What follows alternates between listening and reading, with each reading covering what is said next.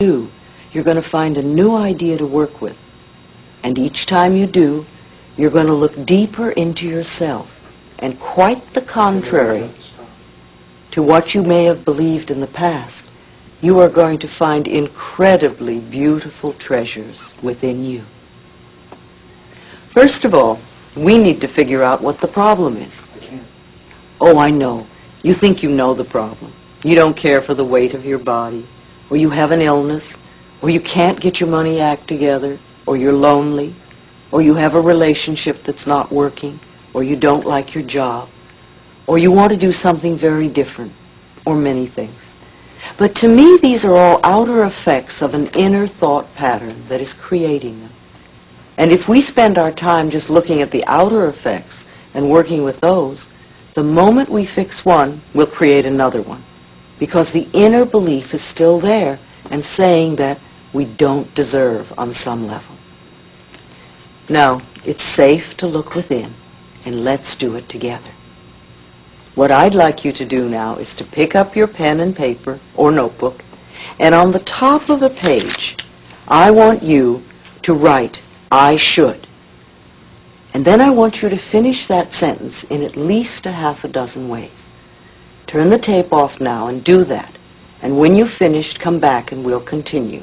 Write I should on the top of the page, and then finish it at least 6 or 7 times.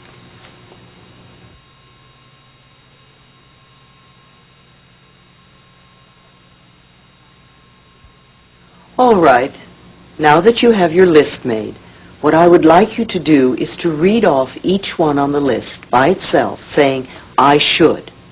And then my question to you is, why?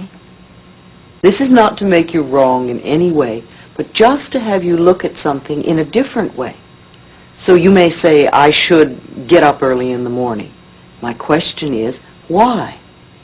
And then I want you to look inside yourself to find the answers. Do this with each should on your list. If you can do this exercise with a partner, even better. When you're finished with the list and made a note of your answers so that you remember them, then come back to me and we'll go further.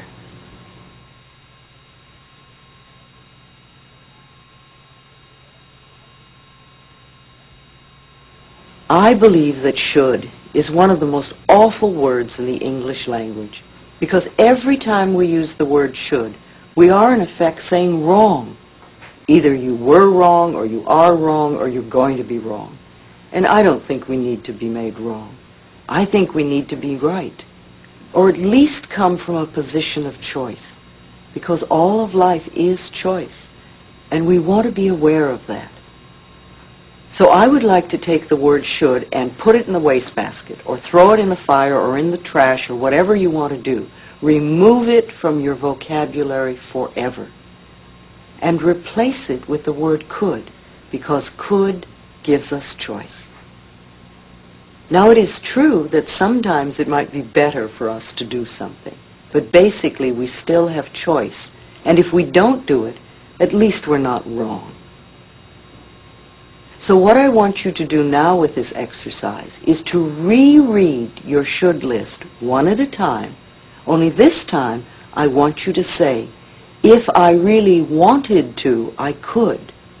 If I really wanted to, I could get up early in the morning. And then my question to you is, so why don't you, or why haven't you? And again, this is not to make you wrong, but to let you look at your shoulds and see how you really feel about them. So again, you can turn the tape off for a few moments and go through this process. If I really wanted to, I could. And so why haven't you? And when you've finished, come back.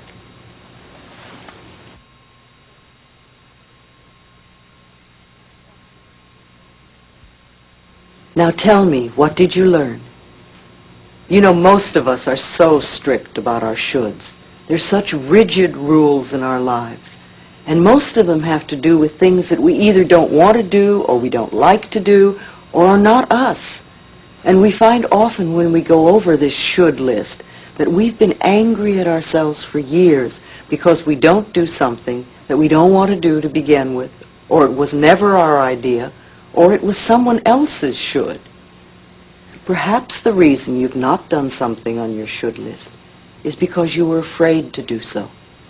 Now, instead of being bad, we find that you are only frightened. And this is a very different issue to work with. See, I like to take things off the should list. In fact, I like to remove them completely. What we can do is have them be choices. We could do them if we really wanted to.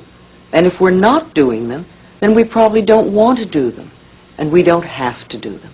So let's not try. Let's not berate ourselves. Let's not belittle ourselves for it anymore. This one little tiny exercise can show us so much about ourselves. So what can be dropped now from your should list? The next thing we want to do is to see where we are on the ladder of self-love. Now, I'm not talking about vanity and arrogance, because that is not love. That's a form of fear. I am talking about respect and acknowledgement for this beautiful being that we are. What we want to look at this point is how we do not love ourselves. And we do this by scolding ourselves, by criticizing ourselves, by creating pain for ourselves, emotional and physical. We don't love ourselves by mistreating our bodies. Sometimes we misuse food or alcohol or drugs. Sometimes we don't love ourselves by believing that we are unlovable, or by procrastinating, or choosing people that mistreat us. And sometimes we don't love ourselves by creating debt and burden. And sometimes, well, we all have so many ways. What are your ways of not loving yourself? Think about that. Make a note of it. You could again turn off the set and make a list of the ways that you do not love yourself.